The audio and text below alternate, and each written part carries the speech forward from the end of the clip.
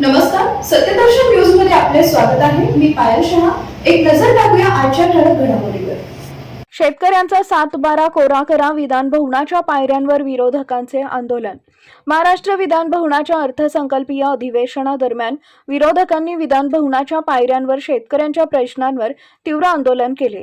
शेतकऱ्यांचा 7/12 पूर्णपणे कोरा करावा ही विरोधकांची प्रमुख मागणी आहे. यंदाच्या अर्थसंकल्पात सरकारनं 2 लाखांपर्यंतचे कृषी कर्ज माफ करण्याची घोषणा केली आहे. मात्र विरोधकांनी या घोषणेवर टीका करत ही कर्जमाफी अपुरी असल्याचं म्हटलंय. 7/12 कोरा करा, नाही तर खुर्च्या खाली करा, फसवणाऱ्या सरकारचा धिक्कार असो.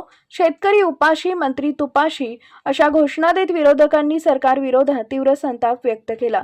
हातामध्ये शेतकऱ्यांचा 7/12 कोरा करा, निकषांचा खेळ सोडा असं बॅनर घेऊन त्यांनी घोषणाबाजी केली.